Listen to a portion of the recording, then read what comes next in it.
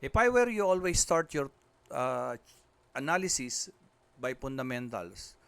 And when we do technicals, we always look at the previous. So when we do fundamentals, we look for the previous fundamentals o yung kahapon, for example. Kahapon, calendar muna tayo.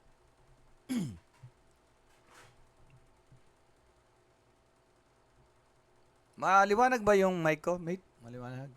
Yung boses? Loud and clear, Coach. So, we only focus on the USD. Ayan. For those who are new, may mga bago, ano? This is the filter. Ayun yung filter, oh. Re-record ko to. This is the filter. How to use the filter? Pindutin nyo yan. Iwanan nyo lang yung USD. Because we only wanted to know the USD condition. Hayaan nyo lang itong expected high impact. And then lahat na to, hayaan yung naka-check. Then for this week, then pindutin nyo yung filter. Apply filter. Ay, dali lang ha.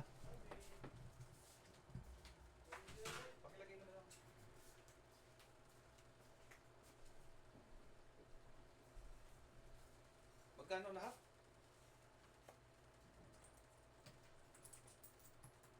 Dali lang, bayaran ko yung akin. Magkano? 120. Sige.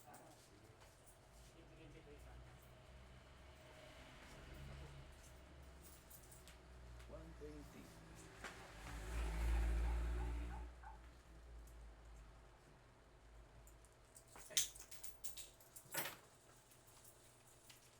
Ito ate, sa'yo nito. Sige, salamat ha. Sige.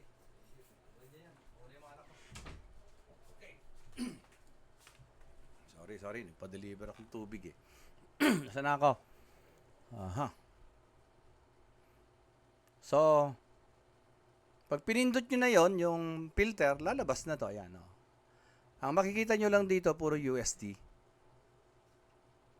And then, most important is high impact news. Dati yun ang nakikita ko lang, pero remember, this is also very important. Yung mga, ayan, FOMC. Pag gaganyan, pag pinindot nyo to, bibigyan lang kayo ng idea what are these. Pero makikita nyo sa news, yung mga news, ayan. Ayan. But for the unemployment claims, for example, kagabi, kahapon, unemployment claims, gusto nyo matutuhan yan, pindutin nyo yung folder na to. For example, pindutin natin yung folder na yan. For the unemployment claims, may makikita kayo dyan. Yan. The moment na pindutin nyo yan, makikita nyo na merong explanation kung ano si unemployment. Ayun, the number, it measures, sabi niya, the numbers of individuals who filed for unemployment insurance for the first time during the past week. Ganon.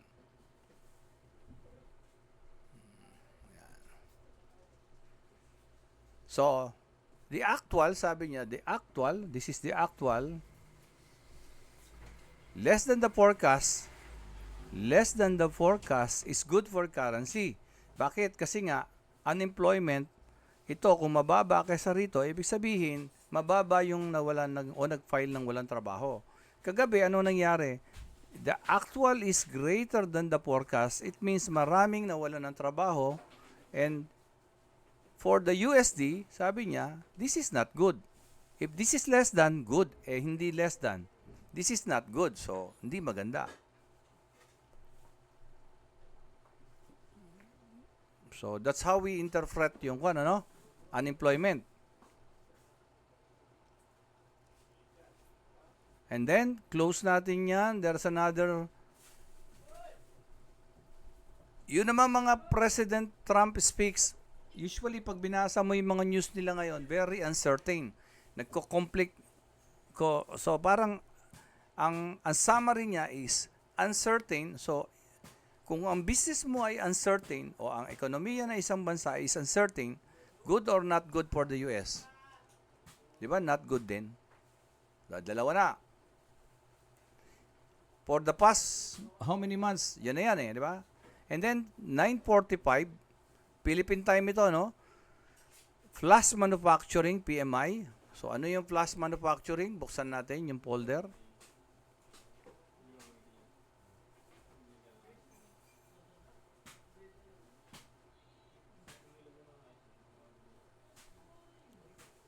Measures the level of diffusion index based on surveyed manufacturers in Philadelphia. The actual greater than forecast is good for currency. Release monthly on the third Thursday of the current month. Ayun, magkaka-idea kayo kung saan yan. Above 0.0 indicates improving condition, below indicates worsening conditions. And negative 3. Di ba?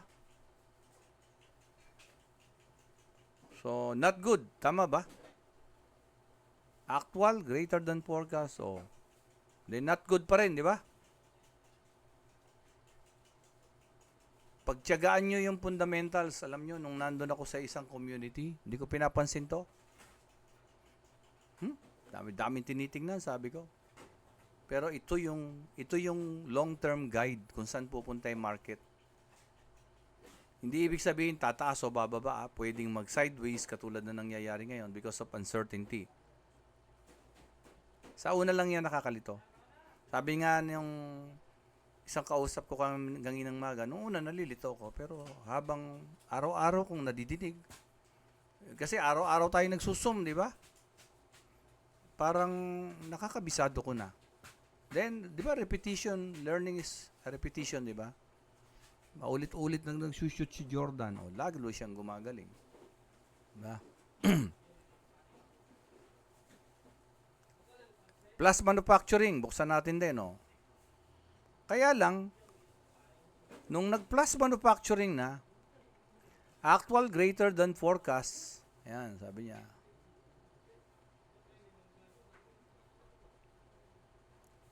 Plus manufacturing, ano ba yung plus manufacturing? Sabi niya. Buksan natin, ha? Ba't nagkukan yung aking kuhan? Dali. Buksan ko to. Actual greater than forecast is good for currency. Suddenly, yung flash manufacturing, ito kasi yung mga purchasing managers in manufacturing, yung nagmamanufacture. Above 50 indicates industry is expansion. Biglang nagkaroon ng data na nag-i-expand sila, di ba? And then manufacturing. Biglang naging good. After 8:30, 9:45, halos wala pang 2 oras, biglang naging good sa US, di ba? Tandaan nyo, ha, this is 8:30, this is 9:45.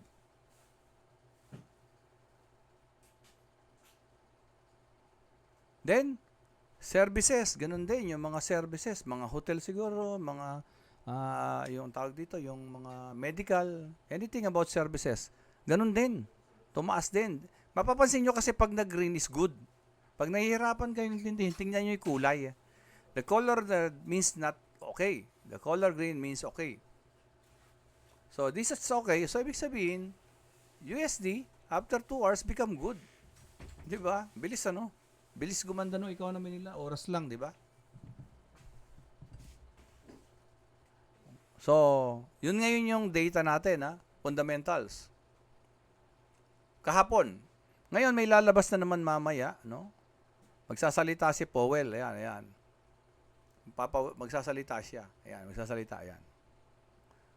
Alas 10 ng gabi, alas 12 si Trump, uunahin si Powell, kukontrahin ni Trump. O, di ba? Galing, ano? Okay. Punta tayo ng news. Ayun, sa news. Punta tayo ng news. Yung hindi nakakita kung saan ko pinindot news, merong ganun hindi nasusundan. Ito. Ayan, no? Market brace for Powell speech. But remember, after Powell, meron Trump, 12 o'clock. Kung babasahin nyo to talaga, is very uncertain. Ito, 3 Federal Reserve appeared lukewarm on Thursday. Ano ang ginagamit ng lukewarm? Ano ba yung lukewarm? Ang dating sa akin nito, para bang malamig, matamlay, parang ganon. Sana tama ako, no? Hindi naman ako kagalingan sa English kasi. Okay, ganon. So, Malikapgam. tama, no? Maligamgam. Para Mm. bang, kumbaga sa isang kuwan, gusto natin to, pero mainit na mainit ang pagtanggap. Ito parang malamig. Malamig sila saan? Malamig sila sa pag-cut ng interest rate. So, ibig sabihin, kung ang interest rate mataas pa rin, the USD is good. Because that is good for the USD in terms of investor. Kasi kung mataas ang interest rate, maganda. But, still, they are uncertain. Yun yung summary. The economy is uncertain, so hindi siya good para sa akin. Doon na pumapasok yung subjective opinion ko doon sa mga nababasa ko. But kayo, you may not get the whole idea agad kasi ganun din ako noon. Ang hirap kong pagtagpuin ito. But I tell you, it's very rewarding. The one reason why I'm enjoying the Forex is because of this. Able to understand paano pa ikutin ng gobyerno yung economy is mapaghahandaan mo yung sarili mo sa mga bagay na tulad niyan, uncertain. Kaya ako talagang inaaral ko yung Forex. Kasi imagine niyo, 'di ba? Tataas ng tax natin, 'di ba? Saan napupunta yung mga tax natin? Hindi ko kayo pinopolitika. I'm just trying to tell you, when you understand economy, ang daming opportunity. Hindi ka magre-rely lang sa gobyerno mo. What will you do is, gagawa ka ng paraan, more of your own. Kasi alam mong, parang ang hirap umasa sa ibang tao. Ganon din naman sa Forex. Huwag kang umasa sa, tawag dito, sa signal. Not because masamang umasa sa signal. Simply because it is more better to become a independent Forex trader. For you to have a trader's eye. The trader's eye wherein you can see the chart, fundamentals, so you can protect your what? Ano pinoproteksyonan natin? Capital. Yes, lagi. Even if you are not yet good with your charting, I suggest mag-demo kayo. But if you really wanted to feel to feel the yung excitement na sinasabi nila, go for live. But if you are going to go live and still hindi pa rin kayo ready, anong gagawin nyo? Demo. Noon, ayaw mo mag-demo eh. Gusto mo mag-live, pero hindi ka ready. Ito ngayon, naka-live ka. Anong gagawin mo to protect your capital? Proper lot size. Small lot size. Yes, proper lot size. And at the same time, aralin nyo yung nasa canvas because the canvas is already given to you and then attend the Zoom. Ayan. Okay. So, tingin ko naman nakukuha na nung iba yung news and fundamentals. For the new one, wag nyong puwersahin kasi ganun din yan sila nung una. Tama ba, mate? Marami sa inyo, you don't even know what is purchasing index, retail sales, interest rate. But now, I'm sure some of you are becoming more familiar compared before. So, we have now our data for the fundamentals, technical. Any question, mate, about the fundamentals? Magtanong naman kayo. Wala. Ayaw magtanong talaga ng mga kasama. Okay. Mamaya na. Ano ako, Coach? Ito. Ayaw nyo magtanong eh. Mamaya ako magtatanong talaga. Sige. Yung mga paborito kong tugtog eh. Mga bago to eh. So for the technical naman, I suggest we start always sa top-down. Yan. The top-down analysis is, hindi ko inaalis to. Lipat ko nga para from time to time review tayo ng candlestick. Ayan. Ayan. For the new one, we always start from the top-down analysis. So, ibig sabihin from the monthly time frame.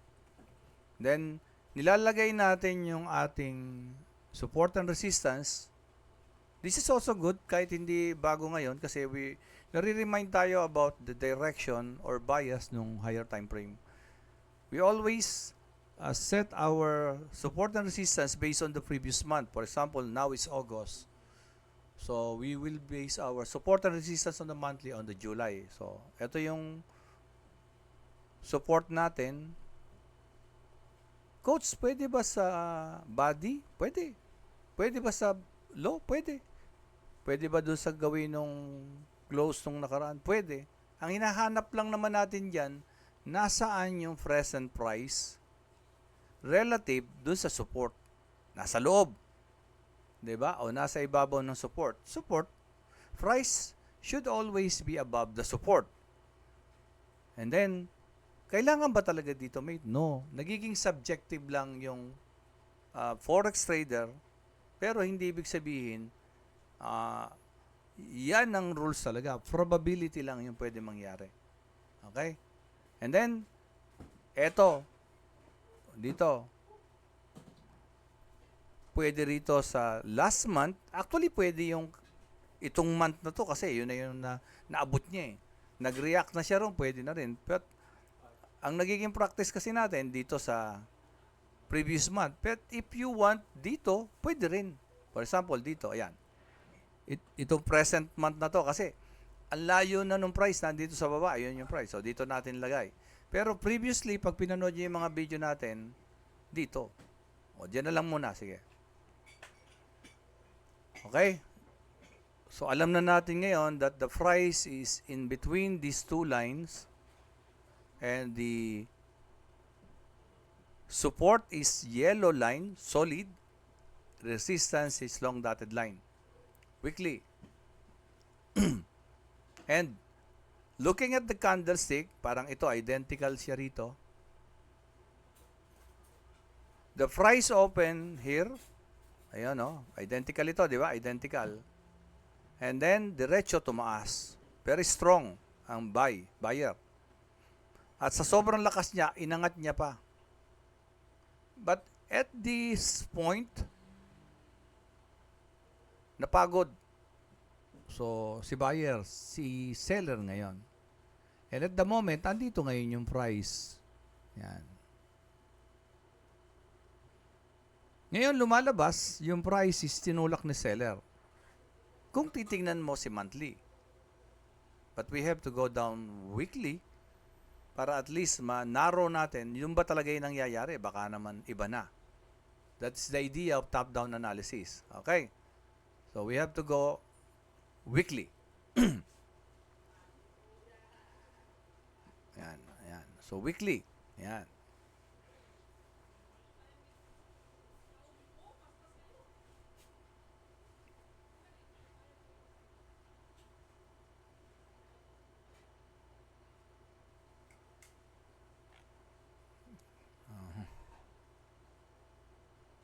Balik ako ng monthly, may kukunin ako. Asan na?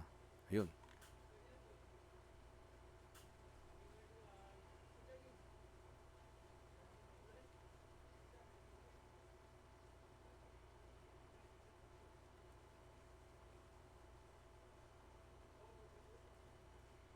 Weekly. Ayun.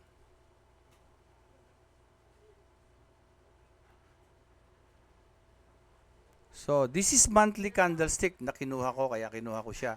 Kasi inaalam natin, ito yung challenge pagka baguhan ka. Inaalam mo, anong galaw? Nandito nga siya, pero ang tanong, anong galaw? Bumababa? O bumaba at nag-uumpisa umangat somewhere here? So, this is August or the third week of the month. So, ibig sabihin, 1, 2, 3. Di ba? 1, 2, 3. Kaya lang, kung 1, 2, 3 ito, mate, bakit ito walang buntot? Kung dito to nag-umpisa, dapat may buntot na sa babayan, pero hindi. Di ba? Kasi, pag titingnan nyo yung August, nakapasok yung July sa Monday, Tuesday, Wednesday, Thursday, because the Friday of August is 1. So, ibig sabihin, ito ngayon, may nakapasok ditong ilang araw ng July. Kaya nakuha to. Yan siya. Kaya minsan hindi nyo makita pag ganyan lang. Pero at the moment, ang hinahanap natin kasi, itong galaw nito, ayun siya. So ano ngayon, kung monthly ang titingnan nyo, anong bias? Titingnan nyo iba to, green. Bullish. Pero now we know that the latest movement niya ito, our monthly bias para sa akin is bearish. Do you agree, mate? Do you agree? Please, kung meron kayong ibang opinion, ibigay nyo. Try to justify. Ganon. Hindi naman ito pagalingan. Any other opinion? Agree ko. So, I assume na nag-agree kayo, ha? Hindi kayo nag-oppose, eh. Okay. And then, we want to know kung ito ba talaga ay bearish. Ayun siya. Kitang-kita naman para sa akin. Ano? Yan. So, para mas kitang-kita, anong gagawin ko? Magnify ko. Para sa inyo. Ayun siya. So, ibig sabihin, kung ang huling galaw ay pababa, ayun, huling galaw, bumababa. Bumababa siya. So, anong bias natin ngayon on the weekly time frame? Kayo, anong bias nyo?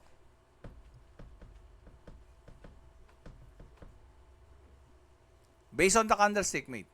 Anong bias nyo? Bearish. Downtrend. Bearish. Bago tayo nag-technical, ano yung balita kay fundamentals? Bearish o bullish kahapon? Bearish. Bearish. Good for the USD, for the XAU, bearish. Tama. Pababa. Tama ba? Yes. Yes. At yun ang nangyari kagabi. Tingnan natin. This is weekly. Tingnan natin, ano naman kaya sa daily? Daily.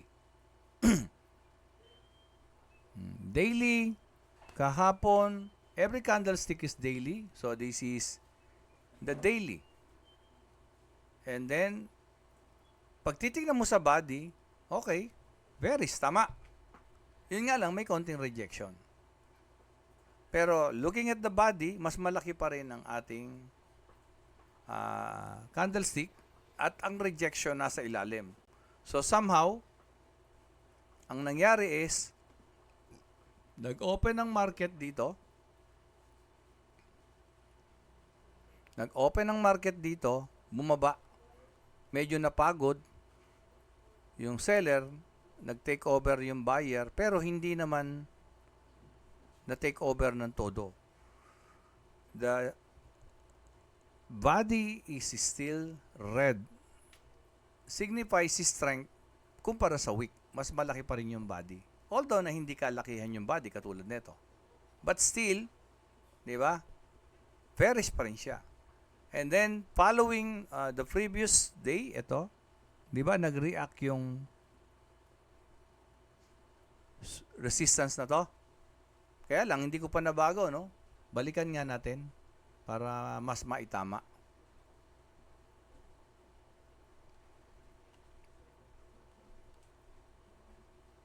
Weekly. So, nung isang linggo, ito yung present week. Pero ito yung previous. To. Yung green. Ito yung nakaraang linggo. Ngayon, ito yung present. Pero ito nakaraang linggo, ito yung present. Dito, ito, kinuha dito yung kwan. Yan. Kinuha diyan yung line. So, adjust natin para medyo maging accurate. Yan.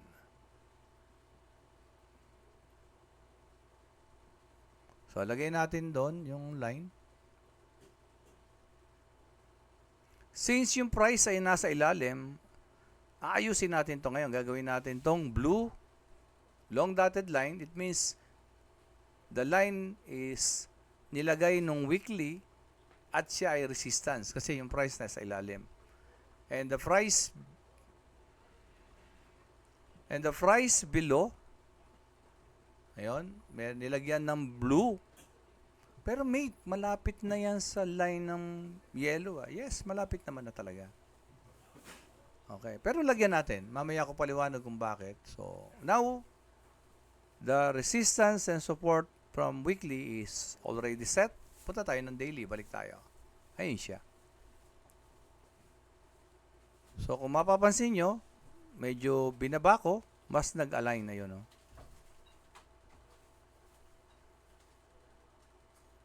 So, this become now a liquidity sweep. Mamaya na yan. So, the price now is in between this resistance and this support. And this support is very near now to our monthly support. And remember, support is not a line. It's always a zone. Buyer zone.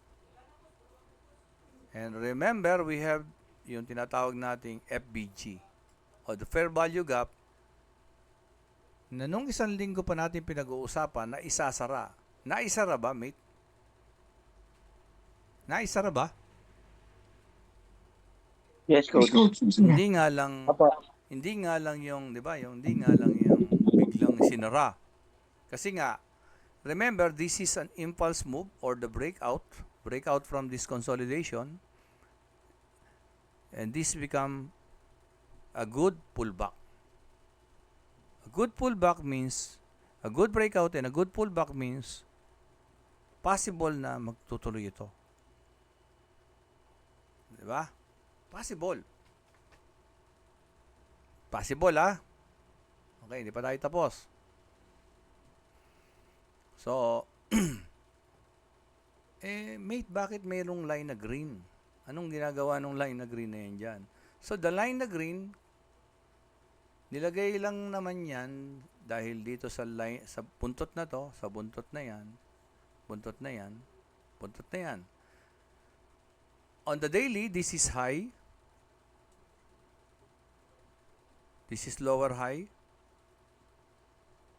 This is lower high. And this is also lower high. Parang ganon. This is low. Medyo maliit, pero sabihin na natin, ito na lang yung low. Lower low. Ayan. So, supposed to be, this green candle, hindi siya dapat dumiretso doon. Pero dumiretso. Somehow, it breaks the structure of downtrend. Kasi, if it is a downtrend, dapat merong susunod na lower high. Hindi, ang ginawa niya, this lower high, there is a new high. A new high, not a lower high, a new high. Okay? So, para makita ko, o matandaan ko, ang gagawin ko, nilagyan ko ng trend line. Ayan siya. Diba may nagre-request sa inyo kung paano ko ina-analyze? Yan, ganyan ko ina-analyze. So, ibig sabihin, suddenly, merong breakout. And then, on the first, diba? Oo. Nagkaroon ng, tawag dito, yesterday, nagkaroon ng news na, ang tawag doon, news na good for the USD. If it is good for the USD, not good for XAU. Ayan siya. Nag-breakout. Pag technical ka, ang tawag mo rito is pullback. May nagtanong din sa inyo, saan ba talaga ang pullback, mate? Kung ang breakout ay kung ang breakout ay 1 hour, ang pullback nyo 1 hour din. But remember, although this is a breakout, hindi siya ganun kalakas. This is not more than 50. Kaya medyo ingat pagdating dito. So, nagpo-pullback man siya, yes. Pero, masyadong mabilis yung pagbalik niya. May posibilidad pa rin itong bumagsak. Kasi, yung sinabi ko kanina,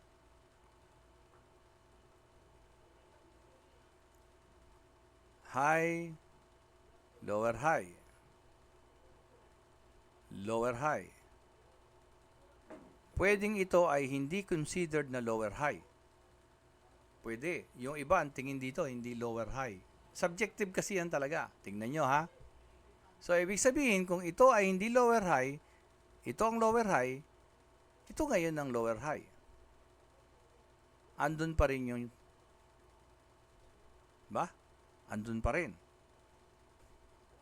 Subjective ang pag-chart. Kaya pag hindi nasunod yung plano mo, wag kang biglang pasok ng pasok. Unang plano mo mag-buy, bigla kang magse-sell. Medyo mag-isip-isip kang mabuti. Why all of a sudden maggaganon ka? Ang tawag doon ay scalping. So pag mag-scalping ka, wag kang alis, pantayan mo. Hindi ko sinasabing mali yun, ha? Mag-ingat-ingat ang sabi ko. Okay. So, pwedeng ang nangyayari, tingnan nyo, ha? Nagalaw. Monthly. Nagalaw ko. Daily tayo, no? So, pwedeng ang nangyayari, eto. Remember, resistance is a zone.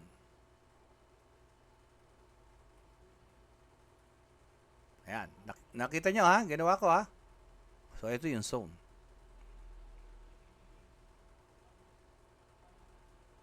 So, gumawa ako ng parallel line. Kasama sa lesson nyo yan, sigurado ako, natatandaan nyo.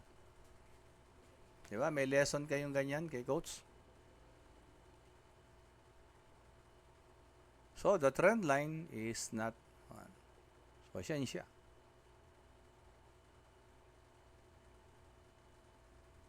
So, posibleng ito siya ngayon. Line chart. Yun.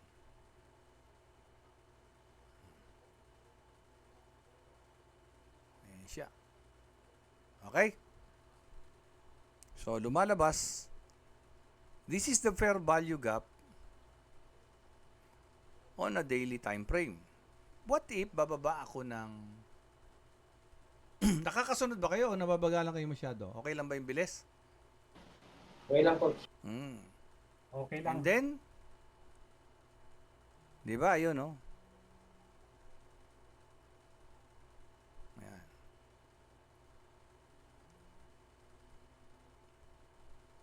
Itong candlestick na to, na napakalaki. And then, buntot. 4 hours. And then, ngayon, this is the present 4 hours. And then, the market is still moving on this zone. And today is Friday. And later on, merong high impact news. And it's too late. So, if I were you, ako matutulog na umaga. Parang ganun. Huwag nyo i-stress yung sarili nyo because they're still. Sabi ko nga sa inyo, don't push your capital on the edge. It's better to have a quality trade kaysa ini-stress nyo yung sarili nyo. Mas madaling matuto pag may kapital ka pa kaysa ubos na yung kapital mo. Marami na sa inyong nasunugan. Sasabihin ko sana, taas ng kamay ng nasunugan. Meron ba? Meron ba magtataas? Maniwala kayo kung nasunugan kayo at isi-share nyo yan, hindi yan kahihiyan. If other peoples could learn from others' mistake, it's also a blessing. Kaming mga mentor, alam niyo sa Polaris kung ba't ako binabayaran ng malaki doon? Sa dami na isineshare kong kapalpakan nung bata ako. Yun ang binabayaran nila. Pero nung kapalpakan ko, sineshare ko rin kung paano ko nasolusyonan. Ang mga mentor, hindi yan magagaling lang. Marami ring pinagdaan ng kapalpakan yan. And every mentor really wants to know o to see someone na mapagpapasahan niya. Yun yung kasi time will come, yung mentor, itatanda din yan. So, bakit mo i-combine yung knowledge mo sa sarili mo? Yung knowledge mo, nakuha mo rin sa ibang tao. So, your knowledge should not be confined sa'yo lang. Sharing is also very important. And when you start sharing, you will start to grow. Kung may kukontra dyan, ewan ko. Tama ba, mate? Yan yung Yes, mga... Agree, coach. Ayan, si Sir Agree Ed ako Francisco. Alam ko si Sir Ed Francisco, nasa kwan ka eh. No? Tama naman siguro yung mga sinasabi ko, Sir Ed, ano? Agree ako, coach. Yes, kasi time will come, we will get older. And those knowledge na meron tayo is most of the knowledge nakuha na natin sa ibang tao. Actually, yung tawag nga doon sa mga kinopya. Kinopya mo, tapos magdadamot ka. Kinopya mo na nga lang eh. Although na nagbayad ka sa school, no, elementary ka, kinopya mo pa rin, as sulat sa libro. Kaya lang, dinevelop mo on your own. Ginamit mo. So, pag meron ka ng kakayahan, i-share mo na. Ganon yung mga mentor. They are really looking for someone to learn. Kaya I hope dadating yung time may mga magtuturo din sa inyo. No? Minsan sasabihin ko, ikaw naman magturo. Turo mo kung ano yung meron ka, then makikita natin, no? 'Di ba? Okay. Baba tayo ng 1 hour. So, ayan. So, lumayo na yung blue na napakalapit kanina, di ba? Ayan. So, somehow, dito pa lang kasi, pagka nag 4 hours ka, 4 hours, balik tayo ng 4 hours, sige.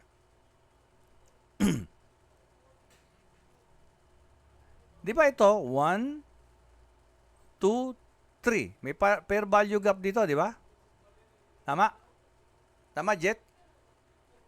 Yes, meron. Yes, tama po. Tama. Yes. Can you tell me another fair value gap?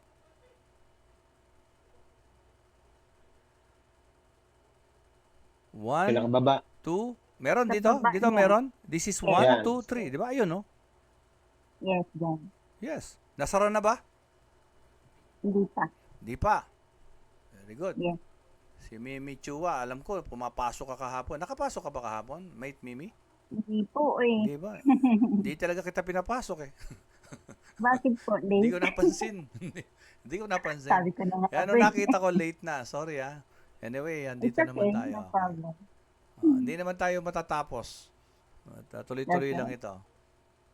But totoo yung sinabi ko sa kanina, no? I hope someday some of you will also be brave enough to share. Kasi wala namang mambubuli dito. Pag may nambuli sa inyo, ako, aalisin ko yung sarili ko kagad.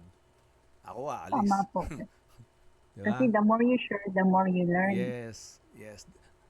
At pag nagpa-practice ka magturo, mas gagaling kayo. Yes, Yeah, tama. maniwala kayo. Sa maraming may edad sa atin dito, pag may kumontra dyan, Jesus. Saka, may mahirap yung wala kang kausap sa Yeah. ganitong Oo. career. Oh, kaya lang, minsan, kaya tinakausap ko kayo, baka mamaya, natulog na kayo, no? 25 ba tayo ngayon? Sunday meron tayo, ha? Sunday, we will have on Sunday. Ano bang pinaka-ideal on Sunday? Natingin nyo. Mamaya pag-usapan natin, ha? Anong ideal ng Sunday. Okay. So, there is another fair value gap. Tama ba, Jet? Do you agree that this is another fair Yes, value gap? Yes, coach. But this is 4 hours.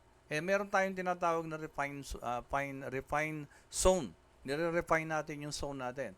So, what we will do is we will go 1 hour time frame. Then we will minimize. Tingnan natin, baka meron pa. Kasi yun yung mga institusyon, they really wanted to close the fair value gap. Meron pa ba? Tingnan nga natin.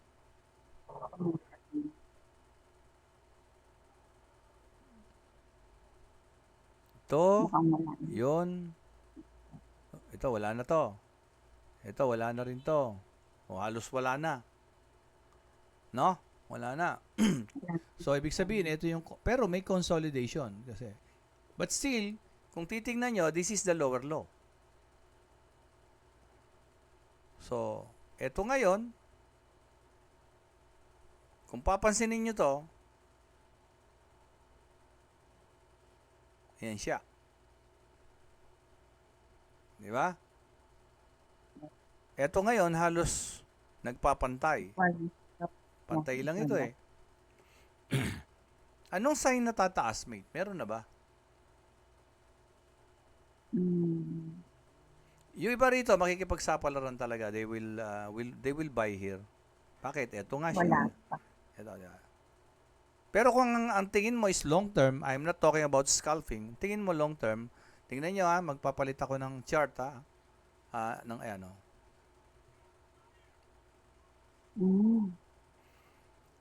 O, di ba?